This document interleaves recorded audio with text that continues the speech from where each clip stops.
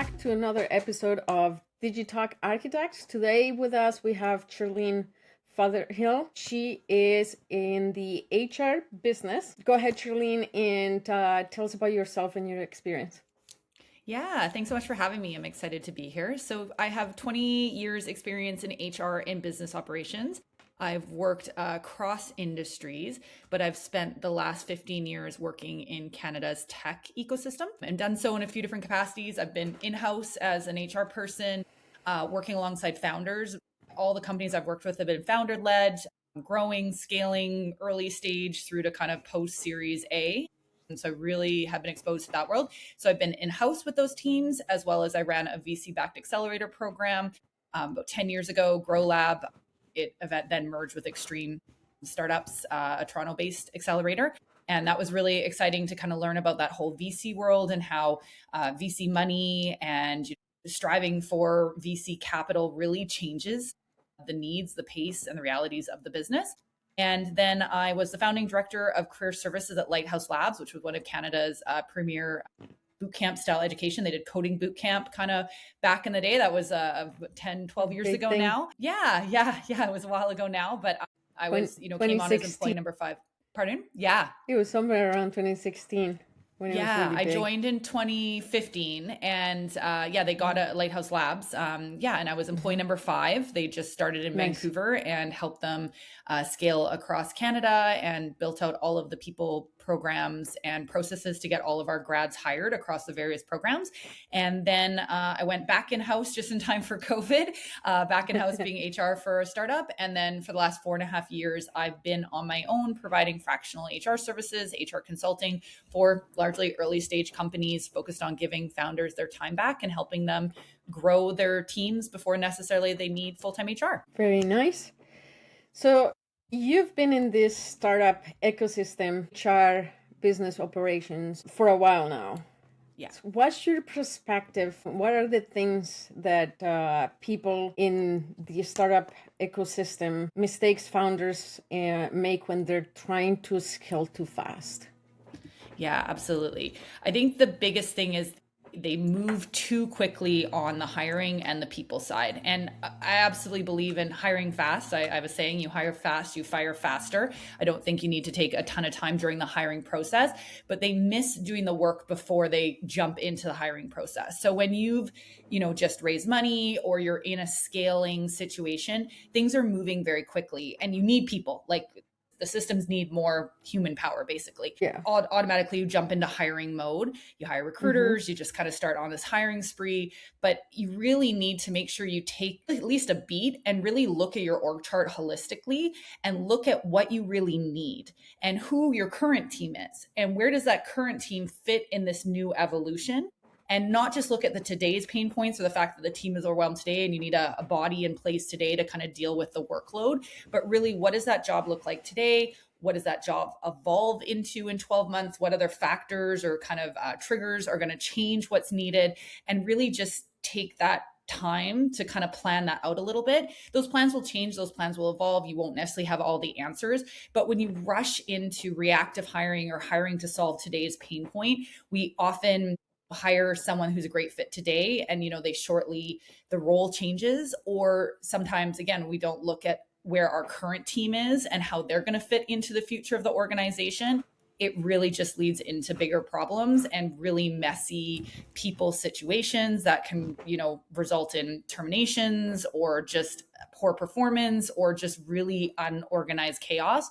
So it's kind of that ounce of prevention at the beginning to spend just a little bit more time to get a handle on what is needed and try to plan or at least, map it out. And then you can iterate on that as you go. Is it difficult sometimes to coach them, when that whole process of hiring to coach, probably, because startups are usually and founders of startups don't really have that experience of hiring and in my experience, they come from, maybe a developer and a business person put together a business idea and now they're all of this and hiring this crazy amount of people Is it hard to coach them? Yeah, I find that most founders are coachable, especially when they're in a place of overwhelm. Like I generally am dealing with founders that have like, hit a point they need help. So they're very happy to have an expert in the room.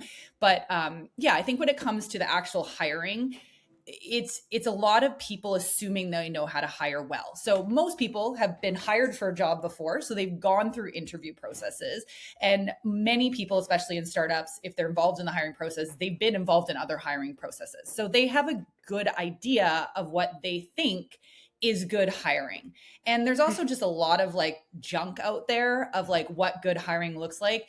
It's changing, but I remember kind of back in the day, it was like, oh, you need to like emulate Google or Amazon's interview process and ask these, questions around how many windows are in New York's city center if you were a window washer, and these kind of like McKinsey management consulting type questions, or these big kind of Really? tricky questions that are really designed to mess candidates up. And they somehow thought that this was the gold standard of interviewing, or they think that they need How to many have 10 windows steps are in the in process. there? It's one of those questions that's supposed to like break down how you think, like how would you problem solve through that. It's kind of a famous one. I think Google or Amazon uses it, but so they'd kind of Google like good hiring practices or best interview questions. They land on these examples, and the reality is hiring is like a lot more simple than that. People overcomplicate it, or again try to like orchestrate this big process because somehow that's going to assume you get the right person, or even the use of using psychometric testing, which has a place in it, but they just go, oh, if I send them the Gallup skills assessment test, I'll be guaranteed to get a good hire. And it's like, if you don't really know why you're asking those questions or what you're trying to assess, then it doesn't help you in the hiring process.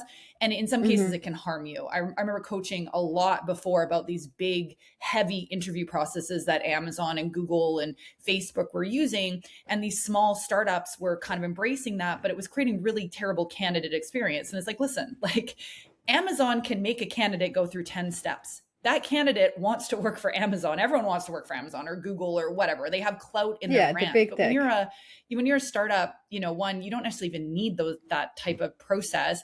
And, if you're going to make someone jump through 10 hoops, you're going to lose great candidates. And a great candidate, the thing is too, a great candidate is also interviewing for another great startup down the street who has a 3-step interview process. So, if you're going to put people through that rigor, you really got to make sure that you're, can kind of hold that clout. Yeah. Hiring is a good process, doesn't need to be heavy or complicated. It's really answering 3 things.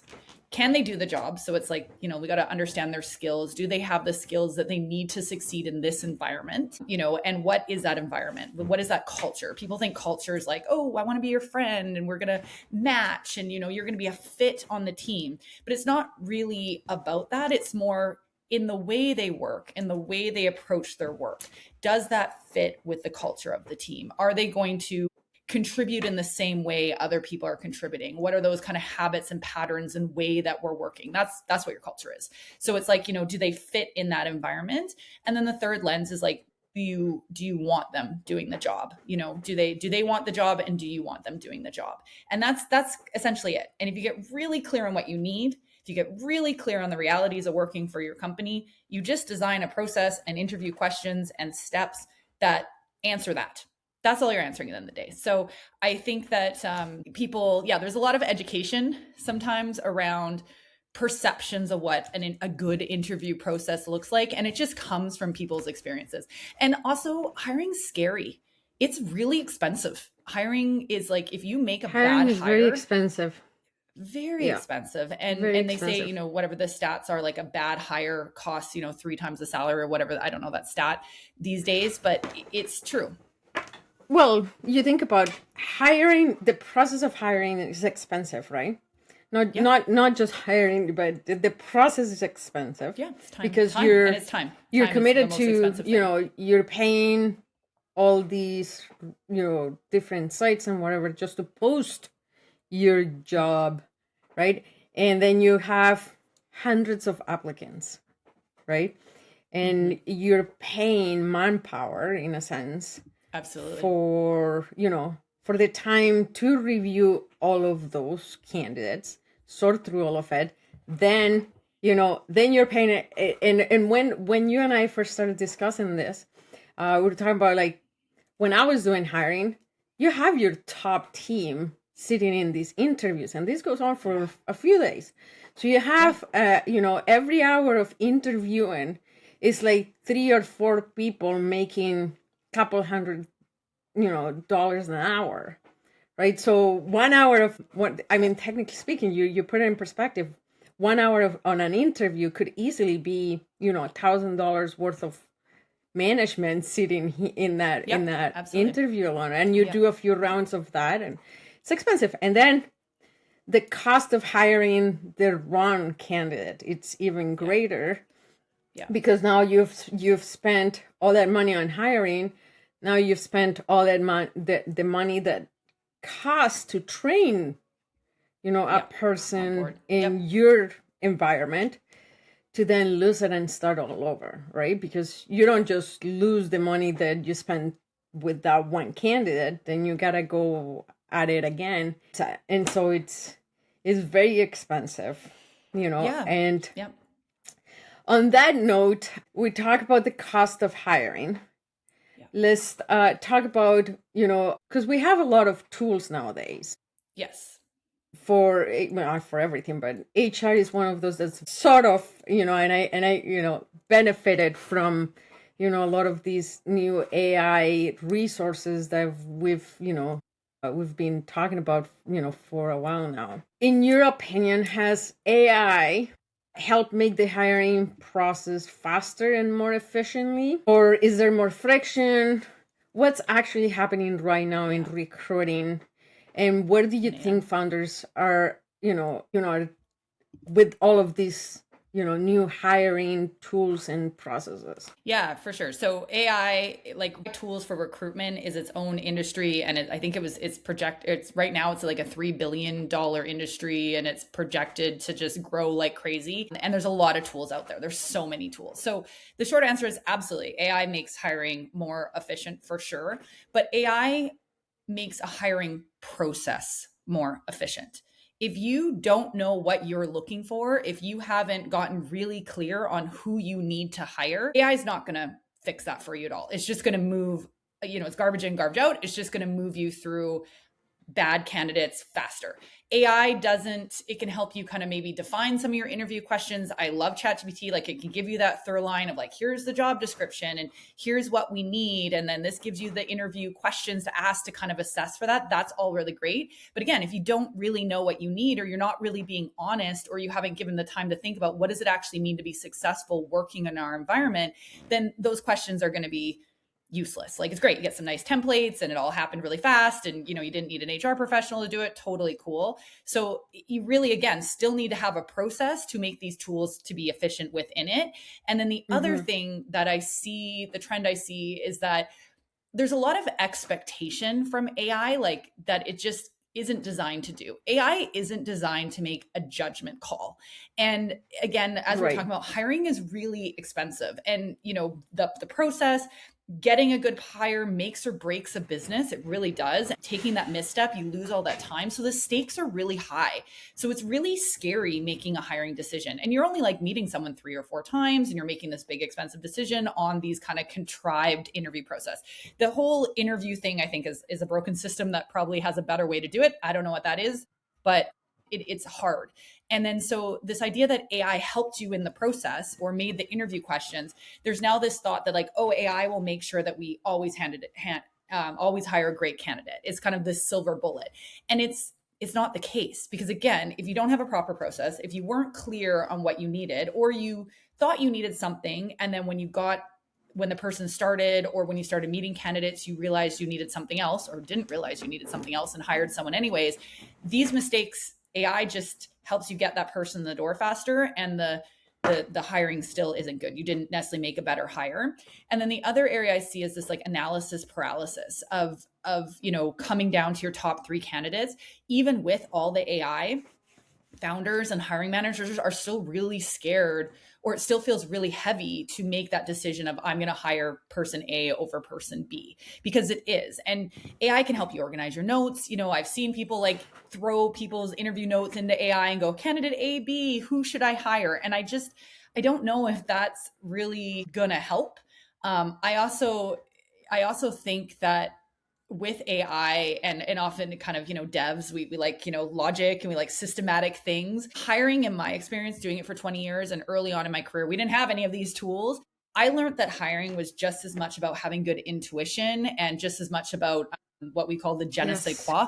My first founders were all based in Quebec, so our hiring team was all in Quebec, and that's what they said. It's like you're looking for that je ne sais quoi, so they answer the questions correctly, but it's kind of just this little nuance of It's how a they answer the feeling. questions. I Yeah, can, yeah, I'm just, it's a feeling. And, yeah, when we had the chance to talk, when we met, I said yeah, to you, it's like, even I can't explain it, but there yeah, is something distinctively about that feeling that you get through an interview, with a good candidate and a candidate that's just not the good, yeah, perfect fit. yeah, And 100%. my example to you then was, hey, I've hired a lot of people, but I distinctively remember two where we were in a crunch, we needed extra people. And so we had this pool of candidates. It wasn't the best. So at that point, we were kind of hiring the best of the pool, but not the Yeah, yep, best candidate for the job, or the maybe good candidate on paper. And I think that's what the one thing that AI doesn't account for. All of these new hiring processes with AI is that on paper, a candidate might look good, but is it a good candidate and a good fit? The yeah, AIs can recognize patterns, but that can also be, tricked or faked, yeah, or right. yeah, And so we had these two candidates where, I just knew we were in a crunch, we needed to hire, and so we went ahead and hired the best of the pool, but not the sure, best yep, fit for us. And so it went something like, we hired them, they were with us for a few months, and at the end of the day, it just, that feeling never went away, and it eventually proved, right. And we had to let them go. It is literally the only two people I've ever let go, in that I remember clearly. I'm like, I shouldn't have, but I had no yeah, choice, because back to cost, we're in a crunch, we needed the extra help, yeah, going through the process again was going to cost money, yeah, etc. So anyways, so I distinctly, remember, is that feeling. And that feeling, you can't replace that feeling with any kind of software tool, because at the yeah, end of the day is the conversation that you have that person during that interview process that gives you that feeling. I'm going to yeah, work well with this person, it's going to be a good fit, this person is going to like this candidate, or if you already have an established team, that can't not be replaced by a tool or an AI, period. yeah.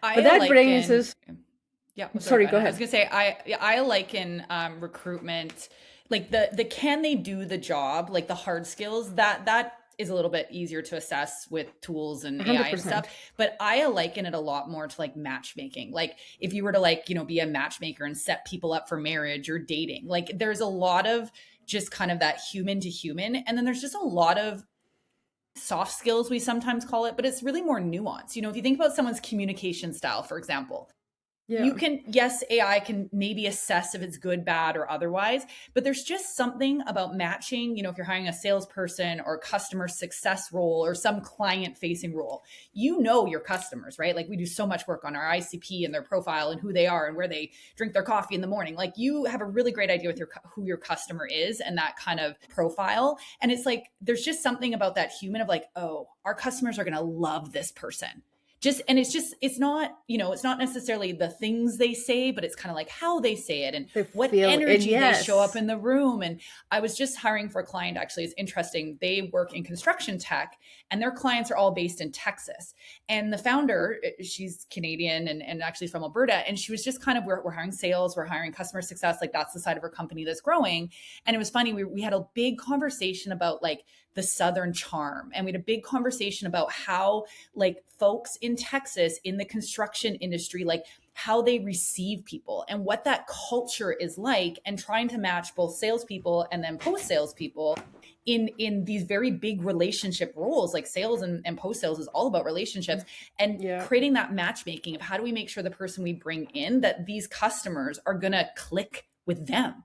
And that's not something I think You that you can can kind of find just on shove paper. through AI. Exactly. And we can get the short list down to like the make sure the skills have to be there. But and again, back to, the mistakes I see people making is, it's such a scary thing to hire. It's such an expensive decision. It's such a high stakes decision to hire, that Hmm. we're so desperate to kind of put an expert in the room, and AI is seen as like this non-bias, like binary yes no expert, that we're kind of willing to give our autonomy and all those things we know to be true, and those nuances of matchmaking and people in our business and our teams and our customers, and kind of willing to give it over and be like, well, if ChatGPT says that, this person's better than this person, I must hire this person. And it's like, to your point of like that gut feel, both good and bad, of like, I just have a great Oh yeah. feeling this person just gets it. And then on the flip side, you know what? There's just something, I can't put my finger on it, but they're just missing something. And maybe AI can help us Yeah. uncover those things a little bit, but it's when we kind of give our power over to AI and assume that AI is this silver bullet that's going to make hiring really great, and we're never going to have a bad hire again because we used all of the AI stack in all of the ways. Not to Hmm. mention how that's terrible candidate experience, but yeah, that's kind of what I see. But I mean, yes, AI Yeah. should be. I really believe I'm a power user of AI. I believe AI should be taking the busy work off of humans' plates. So we should do the things that humans are good at doing, which is relationship building, which Relationships. is, yeah, with people. Yeah. It's like we're still hiring people so far. There's not a lot of robots on the teams that I work with. So we need to kind of not lose sight of that. Yes, I agree with all of that. In my experience, you can't replace that human feeling, and that sixth sense. I don't know Intuition. what. Yeah. I The mean, intuition. there Yeah, let's there's call it intuition. intuition comes from like the It's caveman days. something. Like it kept the human race alive to have like gut feel and be able to kind of see things that aren't seen. That's like how we exist as Hmm. a species, to like kind of go, "Ooh, this feels good," or "this is bad." And like there's something about You it. know, I think intuition, it's the right word when I think about it, because it's that thing that tells you a person is being honest, or that person is lying, or they're faking through it, which brings me to my next point, Hmm. which is, can argue that there is a lot of good things about AI and how it's helping people speed up their jobs, but at the same time it comes with great concerns, especially for you guys in HR, because this is made fraud a bigger thing as well, right? Candidate Absolutely. fraud and skill inflation with AI, right? So it's a concern. How are especially small and medium sized business, because the risk is bigger for them, right? Absolutely. I mean, I'm not saying it's not big for everybody. Of course it is. But in a small to medium sized business, that risk is greater, right? Because, if we talk, numbers, and we talk about, the cost of hiring, that impacts a small business a lot more than it does, a big enterprise, right? Yeah. If one candidate, one hire goes wrong for a company Yeah. of a Small number. thousand, 2,000, it's not a huge deal. But when you look at a small business where, maybe we're talking 10, at most 20 employees, the money is not as loosely as in a big enterprise, right? One bad candidate, it's, especially if it gets to a point where it's a bad candidate and it impacts the work and the team itself, it's a big deal. So what are these companies, small and medium sized mostly, what do you think they should be doing to protect themselves risks? Yeah.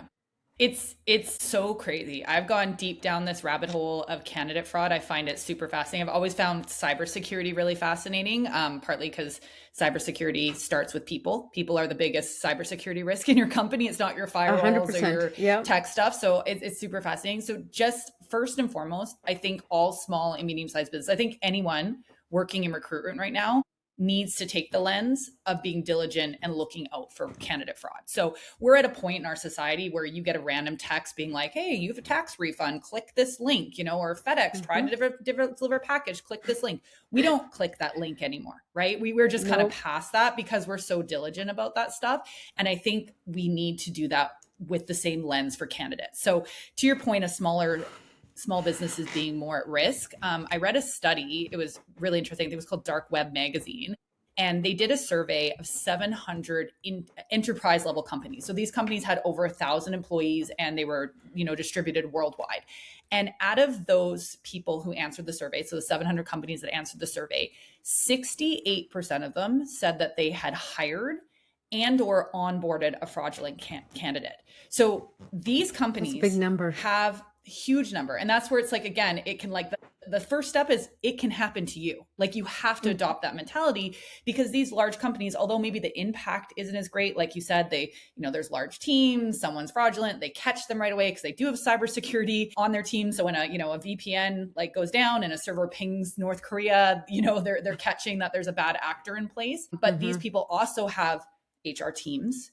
They have all the tools in the world. They're not hacking their own ChatGPT agent. They're using proper tooling and they're still getting fraudulent candidates. So I think the first thing is we are just living in a different world and we need to take that level of diligence the same way we don't just open emails anymore or click on random links that we get text messages about. And starting there is really important. And then again, I think for small companies, it's just taking a beat. We can't just move so quickly and quick and dirty when it comes to hiring. We shouldn't really be moving quick and dirty. We should have a plan and then move quickly through the plan and process. But we need to really make sure that we have an understanding of where these candidates are coming from and we're just looking at it through the right lens. And I think tooling makes it worse. It's already a mess. And listen, I actually host talks with other HR professionals. I'm head of community for the nonprofit Tech and People Network, which is an HR association for folks working in Canada's tech ecosystem. And for the last year and a half, I've been hosting discussions about AI in recruitment and talking about things like candidate fraud and even candidate experience and fake resumes. And how do we even look through resumes when they all just look like our job posting because the candidates are using ChatGPT too. There is no silver bullet at this stage. I'd love to be like, here's the playbook and best practices, or buy my book about the best practices. We're still figuring it out because it's changing so quickly. But I think, just again, knowing that you're going to have to pause and think through your process. And, if you are getting 300 resumes that are all just garbage, then you're going to have to think, okay, how do I innovate on this? How do I go find candidates if this is the case? Now, the good news is, for me, in my experience, I have probably about 10 open talent acquisition requisites open right now. So I am hiring for clients across different companies, and I'm still finding really great people applying. There's a lot of great job seekers out there, and it actually breaks my heart. I saw something on LinkedIn where this person's like, that's it. I've had so many crappy resumes. I'm not, I don't believe a resume is true anymore. And if you don't have a this, that, and the other thing, I'm not even looking at you as a candidate because all these candidates are fake and wasting my time. And it kind of, I understand their frustration, but it makes me really sad because the reality is there is a lot of really great job seekers out there right now because tech, especially, that's the world I live in and we live in. It's up and down, and there is, there's always restructuring. There's always kind of roller coasters. People are always, building teams up and then laying teams off. Like that's normal. So there's just really great candidates out there. And all to say, I actually am still going to market. We're still doing job postings and I'm getting lots of great resumes. It's some of it's garbage for sure, but that's the nice thing. The tools do help you weed that out and get through that faster. And then I think it's coming back to being intentional about the human in the loop, right? Just thinking through, if you're going to give a coding challenge or some kind of challenge or take home assignment, just have a stop and think about, okay, how am I going to actually assess what their skills are? How could they use AI in this way? And, what would that look like if they, were to fake it? And how am I going to catch them, or how am I going to really assess what they can do? And again, I wish I had the silver bullet or that some other tool comes in and fixes all of this for us. I'll, take my money.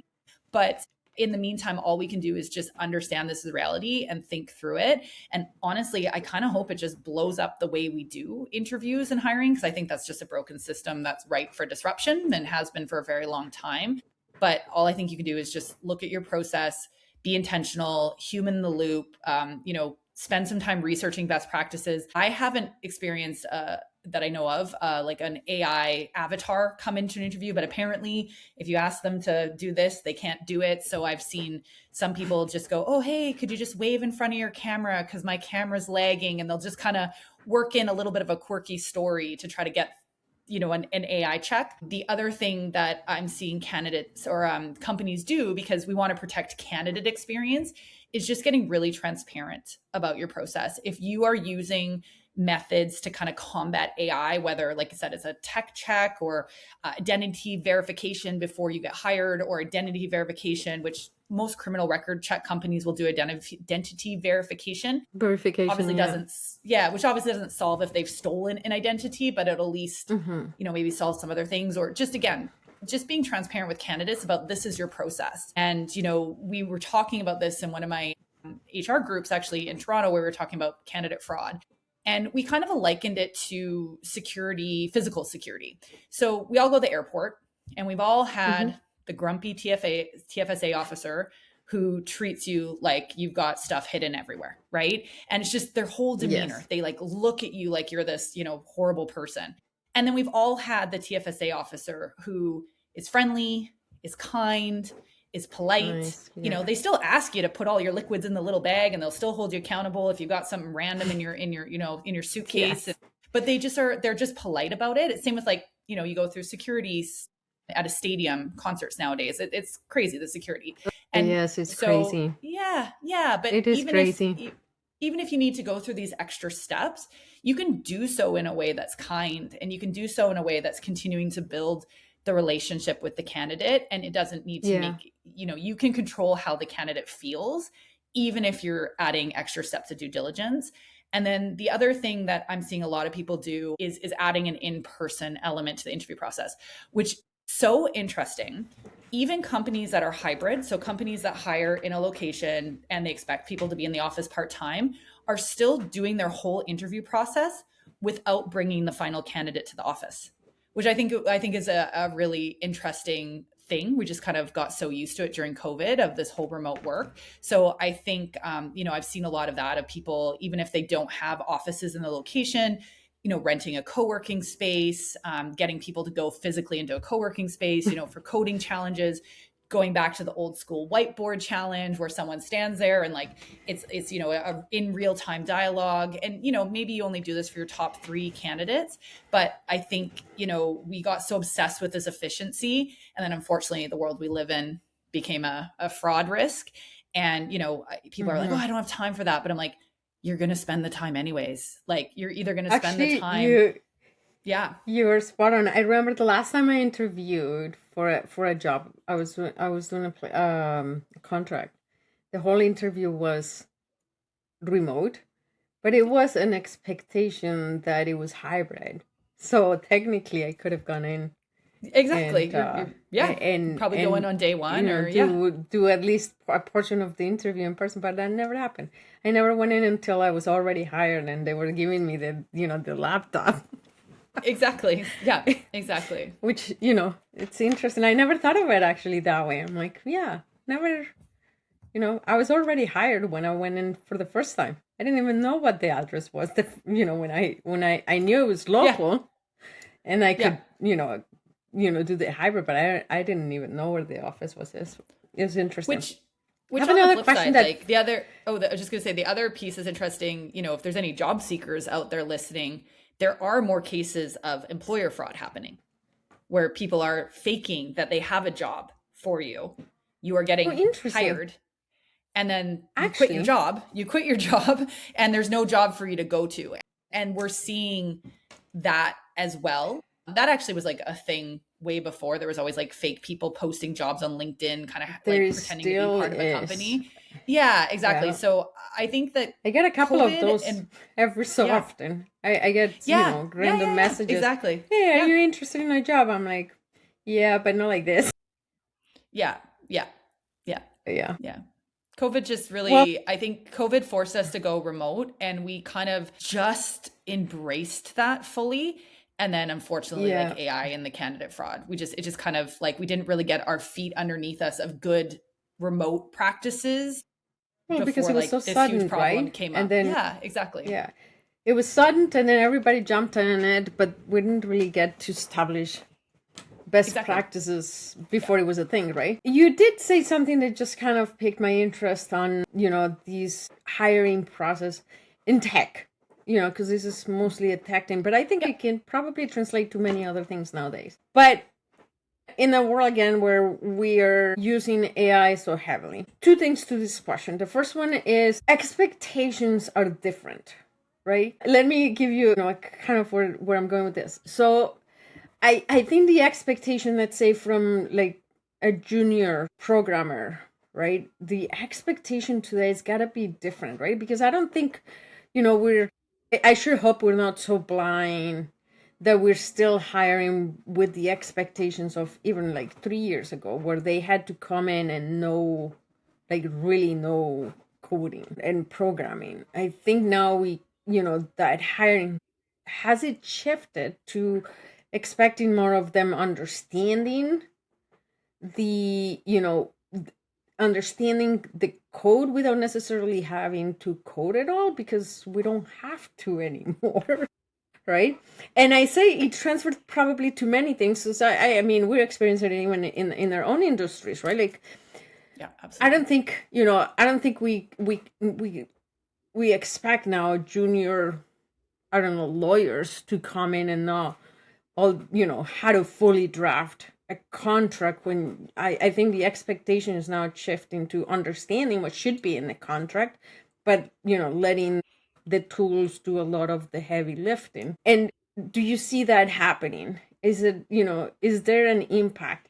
And my second part to that question is, now that we have all these tools that in a sense are also replacing all these junior positions, and I just read something about this a couple days ago, the impact of AI on hiring junior, any position that requires a computer, because it can pretty much, I mean, we can all agree a lot of that is going to AI now. What's the impact? Because, yes, we don't necessarily need junior lawyers, junior programmers, junior HRs to be doing junior things. Like the article I was reading was on lawyers and programmers mostly, but it's talking, you no longer need a junior lawyer to go and do a bunch of research, and spend hours in the library looking for cases, when you can just ask, and it gives it to you. So what's the impact in hiring and long term? Because we're not going to have, like, I mean, if we're not hiring juniors, we're not going to have seniors, right? Oh my gosh, Eventually the seniors absolutely. will retire, and so who's going to replace the seniors if we don't have juniors? Or Yeah. do you see a shift in the market where we are hiring for a different type of junior that can still be moved up to be a senior, but like different requirements?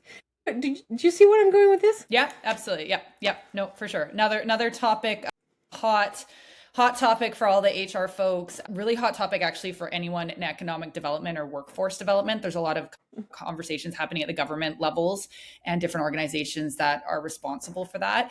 So yeah, lots going on there. Okay, so absolutely, the job, what a junior's hired to do looks different now. It just does, Mm-hmm. and AI is part It of just that. does. So Yeah. I think in regards to the expectation, my assumption is, again, assuming a junior is coming out of some kind of post-secondary education, post-secondary Right. education tends to lag behind the industry. It just does, right? Like if we, especially like vocational schools tend to move a little bit quicker. That was one of the really great things about working at a place like Lighthouse Labs, is we could adapt our curriculum alongside industry. We Yeah. needed very short turnaround time to start embracing whatever the newest thing was at that tactical level and teaching our students skills that employers needed. But in a university setting or, 4-year degree program, those changes are a little bit slower to move. So right now, the students graduating from legal programs or comp sci degrees or HR programs still are learning the same fundamentals, Marketing. largely that marketing, exactly, still learning the same fundamentals that they would have learned. But 100% at this point, we're kind of 3-4 years into generative AI. They should be learning AI. It'd be weird to hear that a university isn't adopting that. So there is an expectation that they know how to use AI. And a junior, if I think about like, a junior, an HR assistant, I still need them to know what a recruitment process is. But what they're going to be doing in that recruitment process is leveraging AI largely and leveraging tooling as opposed to manually doing it itself. So I think that that's what's happening for the juniors. Now, unfortunately, you need a lot less humans to do that, to manage tools and AI. So there's less juniors being hired. And I 100% agree with you that we are potentially in for a lot of trouble in taking this mentality of, one, our juniors are only learning as much of the tooling, like to your point of drafting the legal draft. And it's interesting. I use this example for HR. So I can draft an employee. I've written so many employee manuals, like manually myself over the course of a 20-year career, so many policies. It's part of the job. It's a day-to-day thing for me. And when I use AI, and when I ask ChatGPT to write me a policy, I can immediately tell if that policy is correct because I've done it myself with proper research and had senior people to learn from the whole time. And the problem is, if you don't know what a good policy looks like, or if you know familiarity with employment standards or taxation, and you write a policy and ChatGPT doesn't give you the correct answer, or it's not presented in the right way or whatever, you don't know enough to go, that's not correct. And that skill and ability to go, that's not correct, comes with experience. Now, I've been talking about this for the last couple of years. Like I've been talking about AI consistently for the last couple of years now. And somebody said to me when I brought that comment up, 2 years ago, when we still were like, what is generative AI? And should we even be using it in the workplace? Someone said to me, well, AI is going to catch up. So AI will get better and better. And that HR amazing policy, even now, right? Yeah. And it's all, so someone said that like AI is the worst it's ever going to be today, because tomorrow it's going to be incrementally better. So 100%. The question just becomes, how fast does AI improve and how easy does AI become to use? Because that's the other thing too. If you don't prompt it properly, then it affects its results. So your ability to use it really changes. And for software developers and I personally hate prompt engineering. I hate writing it. And even when I get ChatGPT to do it for me, it doesn't always work. And again, I'm able to catch those mistakes because I'm senior. So we do run a real risk of not passing that knowledge and those good practices down to us to be the human in the loop effectively for this AI. And it really just comes down to how quickly AI moves. And to the point of all the seniors are eventually going to retire. But the nature of the roles of seniors has already changed with AI. My job as a senior person, even, a few years ago compared to now with AI, has changed. So you can anticipate that the nature of being senior will change. So all these juniors that are coming up, what it looks like to be senior looks different, but it's kind of not sure what that looks like. And I think there's a real big risk of kind of having a generation that doesn't really have any knowledge other than how to use tools. And we are in such a knowledge economy and have been for the last few decades of knowledge is monetizable, right? You're a consultant, I'm a consultant, we monetize based on our knowledge and experience. And that's going to look very different. So the junior people coming up, I don't know how deep their knowledge will be, because you're right. They don't have to know the details of Employment Standards Act. I had Employment Standards Act memorized because I had to refer to it every day. And I had to refer to the ugly big document that I had to read through and cut out and, highlighted areas and took notes. Right. And so, and that, you're right, that's not needed now. You just upload it into whatever and you ask the questions you want and hope that the thing doesn't hallucinate and gives you the right answers. If you even learn that you have to upload the proper document and not just randomly ask it a question and hope it finds the random document on the internet. So there's a lot there. And I think it's really scary. And I also think as a society, economically, we are in big trouble, because if people don't have jobs, the tax base lowers. If robots aren't taxed, nobody's paying employment tax That's correct. You're right. on the agents. So all of a sudden a company doesn't grow, a company doesn't hire, a company cuts its workforce down, the government makes less money. There's less people Well, to yeah. tax.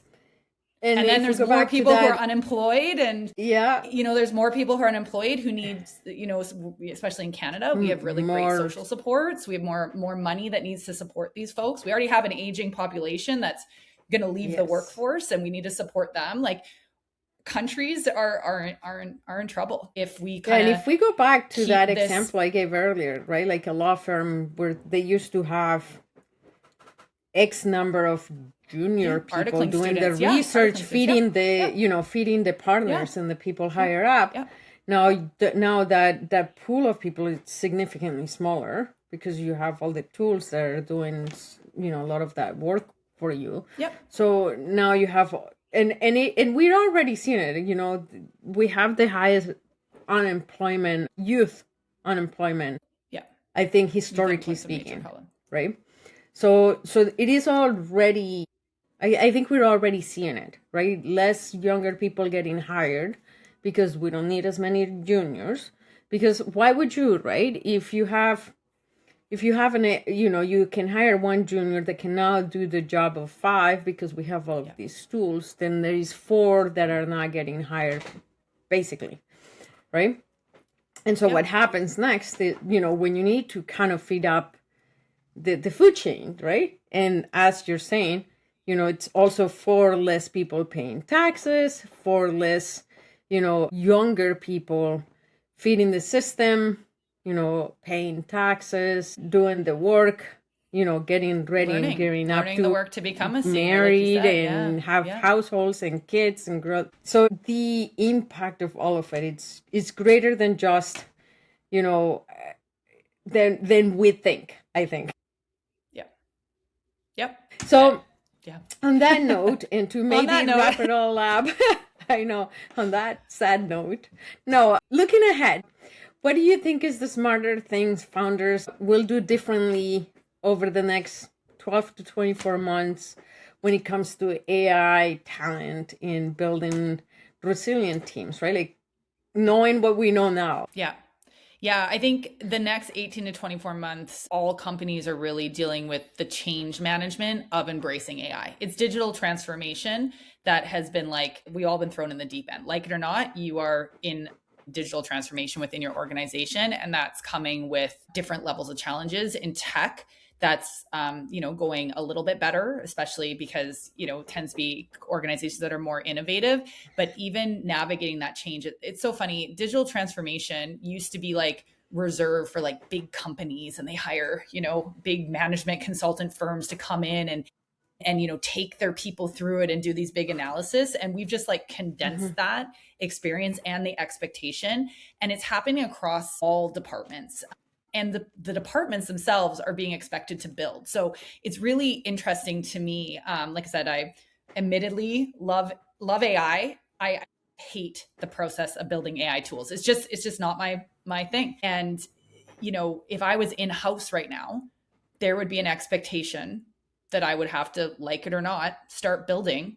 And that would be the expectation of my job. And part of me is it makes sense. You got to go with the flow and you got to learn and whatever. But you think about it, you're like, wow, 5 years ago, 6 years ago, if we wanted an internal tool that helped us make resume reviewing quicker, there would have been a team working with the HR department to build that tool. And now it's, hey, HR team, hey, marketing team, hey, whatever team, go have a hackathon on a Friday and you better produce something that makes you more efficient. And I've seen, I can't remember which large company it was, they actually published something that they put AI adoption as a KPI that all staff were being held accountable to.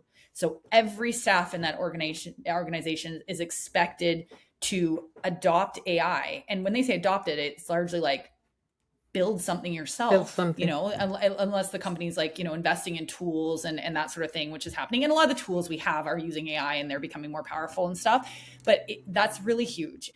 there's a lot of, it's happening so quickly, and I think we're losing a lot of the fundamentals of change management and the best practices in digital transformation, that we know how to go through these processes. It's just happening at a much greater speed. And I have seen a little bit of pushback. People are like saying, I don't want to build an agent. I'm happy to use the agent. I'm happy to use the tool. Most people, especially in tech, and we're used to tooling. The world's, we're all very technologically savvy nowadays. But people are saying, I don't want to build the thing, I don't want to do it, or they're not that successful at doing it, and no one's assessing the quality of what they're building, which is causing a lot of problems, especially on recruitment. We're seeing a lot of stuff with like these kind of homemade built resume reviewing tools that are incredibly biased. It's not accounting for privacy. We can't just take someone's resume, which has their name, address, and phone number, and put it into ChatGPT. Like, you have to be clear what you're doing with someone's personal data. And when we collect their resume, there's understanding you using this data in this way and it lives in this system. It's hugely problematic. We're starting to see lawsuits about it. So I think that that's interesting. And I think that's what's happening right now. The next 18 to 24 months is embracing AI and having, organizations maximize their efficiency using AI and tooling, and really reimagining what workflows and teams and tools look like in a way that is, varying levels of success, varying levels of, people feeling good about adoption. Now, the only thing is, like it or not, there's no company that isn't going through this process. So it's not like you can just be like, I don't want to build an AI agent, I'm going to work for another company. It's like that company is expecting you to build the AI agent too. So there's a little bit of that. Interestingly, I was talking to someone who was hosting a roundtable with young people about AI adoption for the workforce. So kind of making them, and there was an interesting thing. They said they all know how to use AI for the most part. They're, young people are technologically savvy. And they kind of said that on their job search, more and more companies were, liking the fact that they knew how to use AI, and building AI tooling. So building internal tooling was kind of part of the job, or they had gotten the job because they were really good at AI tooling. And they kind of flagged and said, why would I build something that's going to put me out of a job in 6 months?